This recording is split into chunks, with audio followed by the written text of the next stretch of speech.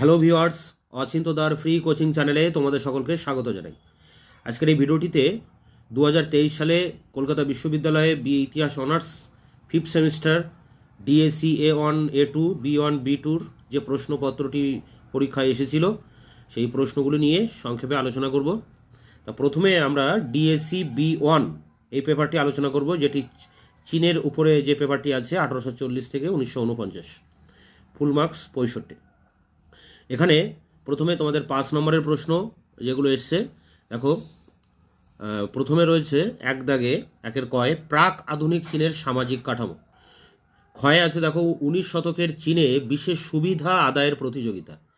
বিশেষ সুবিধা আদায় করেছিল বিদেশি শক্তিবর্গ, প্রথমে ইংল্যান্ড, তারপর ফ্রান্স, রাশিয়া, মার্কিন যুক্তরাষ্ট্র, জার্মানি, এইসব দেশগুলো যে চীনের উপরে যে চুক্তি ব্যবস্থা চাপিয়ে দিয়েছিল সেটি এখানে আলোচনা করতে হবে। এক কথায় চুক্তি ব্যবস্থাটাই কিন্তু এখানে লিখতে হবে। গয়ে দেখো রয়েছে বক্সার বিদ্রোহের প্রকৃতি। ঘয়ে আছে দেখো সান ইয়াসেনের 3টি নীতি। পরে আছে প্রথম যুক্ত ফ্রন্ট 1924 থেকে 27 হবে। এরপরে দেখো চীনের ইতিহাসে লং মার্চের গুরুত্ব লেখো। 2-এ আছে যে কোনো একটি প্রশ্নের উত্তর দাও, প্রশ্নমান 10। প্রথমে এসছে ক্যান্টন বাণিজ্যের বৈশিষ্ট্য।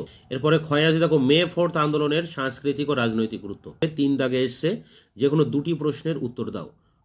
এখানে প্রথম যে প্রশ্নটা এসে দেখো, তুমি কি মনে করো যে প্রথম ইঙ্গোচিন যুদ্ধের জন্য লি সেনসু কতটা দায়ী ছিলেন? কমিশনার লি সেনসু, যিনি ক্যান্টনের কমিশনার ছিলেন, তিনি যে আফিম 2000 পেটি আফিম ধ্বংস করে দেন, তার ফলে চীনে কিন্তু এই আফিম যুদ্ধটা বাধে। প্রথম ইঙ্গোচিন যুদ্ধটা মানেই হচ্ছে আফিম যুদ্ধ, এবং এই যুদ্ধের ফলে যে আর্থসামাজিক ফলাফলটা হয়, এরপরে চীনে যে চুক্তি হয় নানকিংয়ের সন্ধি, এবং যার ফলে চীনে বিদেশিদের প্রবেশ ঘটে, সেই আর্থসামাজিক ফলাফল চীনের উপরে কি পড়েছিল সেটি আলোচনা করতে হবে। এখানে দুটো পার্টে কিন্তু প্রশ্নটা এসেছে 10+10। এরপরে দেখো রয়েছে ক্ষয়ে আত্মশক্তি আন্দোলনের বিভিন্ন বৈশিষ্ট্যগুলি আলোচনা করো। চীনের ইতিহাসে সমরনায়কতন্ত্রের যুগ। এরপরে দেখো দিয়েছে চীনের কমিউনিস্ট আন্দোলনের ইতিহাসে ইয়েনান সময়কাল দেওয়া হয়েছে 1937 থেকে 54, এর গুরুত্ব আলোচনা করো। এবার আমরা আলোচনা করব DAC A1 history of Bengal 1757 থেকে 1905, পলাশির যুদ্ধ থেকে বঙ্গভঙ্গ পর্যন্ত। এখানে 5 নম্বরের টিকা লিখতে হবে 3টি। দেখো যে প্রশ্নগুলো এসছে, প্রথম প্রশ্ন, কেন পলাশির তুলনায় বক্সারের যুদ্ধ বেশি গুরুত্বপূর্ণ মনে করা হয়? পলাশির যুদ্ধ এবং বক্সারের যুদ্ধের মধ্যে তুলনা করতে হবে, মানে দুটো যুদ্ধেরই গুরুত্ব লিখতে হবে। এবং বক্সারের যুদ্ধের ফলে যে দেওয়ানি লাভ হয়, যে দেওয়ানি লাভের মধ্য দিয়ে ইংরেজরা এদেশে তাদের অর্থনৈতিক সুযোগ সুবিধা পায়, এবং সেই সুযোগ সুবিধাকে বেস করে তারা রাজনৈতিক ক্ষেত্রে প্রভাব বিস্তার করে। সেটাই হচ্ছে বক্সারের যুদ্ধের গুরুত্বটা। তা এখানে সেটাকে বেশি মেনশন করতে হবে, তবে পলাশির যুদ্ধের গুরুত্বও কিন্তু আলোচনা করতে হবে। অবশিল্পায়ন, পরে টিকা লিখতে হবে রেগুলেটিং অ্যাক্ট।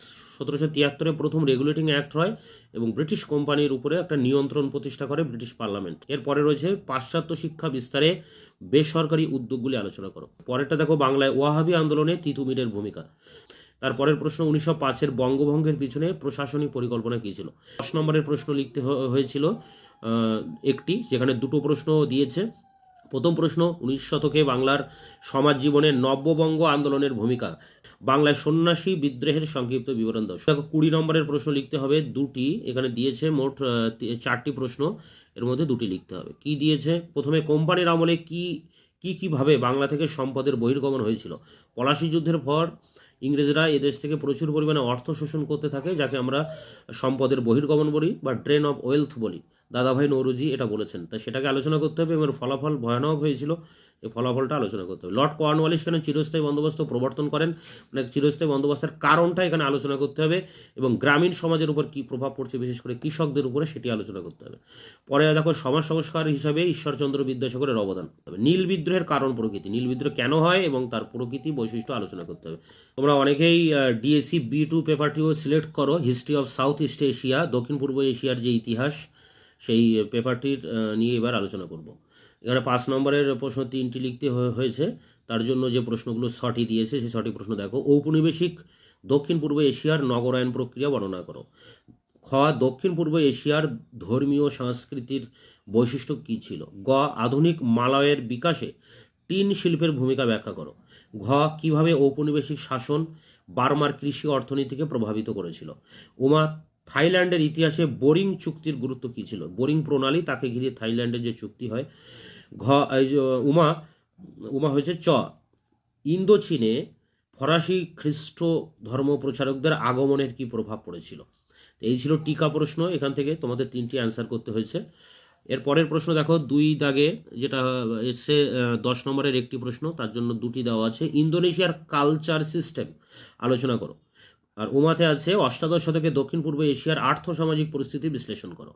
এরপর 3 দাগে যেটি 20 নম্বরের প্রশ্ন, 2টি লিখতে হবে, তার জন্য 4টি প্রশ্ন এখানে এসছে। প্রথম প্রশ্ন, ইন্দোনেশিয়ায় অর্থনীতিতে ডাচ বাণিজ্যের কী প্রভাব পড়েছিল? খ, কিভাবে বার্মা ব্রিটিশ উপনিবেশে পরিণত হয়েছিল? গ, থাইল্যান্ডের আধুনিকীকরণে রাজা মঙ্গকুট এবং রাজা চুলালঙ্করণের ভূমিকা সংক্ষেপে বিশ্লেষণ করো। ঘ, মালয় জাতীয়তাবাদের সামাজিক পটভূমির ইতিহাস অনুসন্ধান করো। এবার আমরা আলোচনা করব DSC A2, history of United state of America, আমেরিকার ইতিহাস, যেখানে 1776 থেকে 1945 পর্যন্ত এই সময়টা নিয়ে এই পেপারটিতে আছে। 5 নম্বরের টিকা 3টি করতে হবে, তার জন্য এসছে 6টি প্রশ্ন, এখানে 3টি অ্যান্সার করতে হবে। 1-এর ক এসছে আমেরিকার গোড়ার দিকে ঔপনিবেশিক সমাজ ও রাজনীতি সম্পর্কে সংক্ষিপ্ত টিকা লেখো।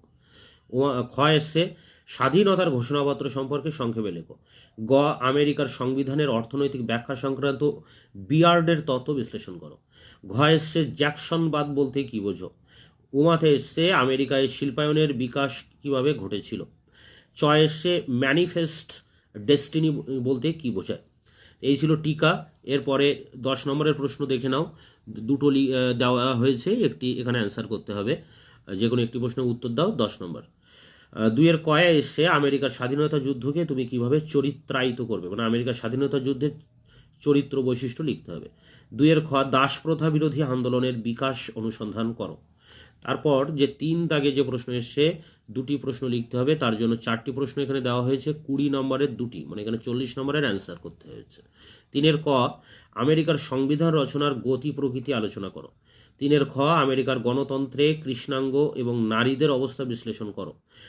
গ, আমেরিকার শ্রমিক আন্দোলনের বিকাশ পর্যালোচনা করো।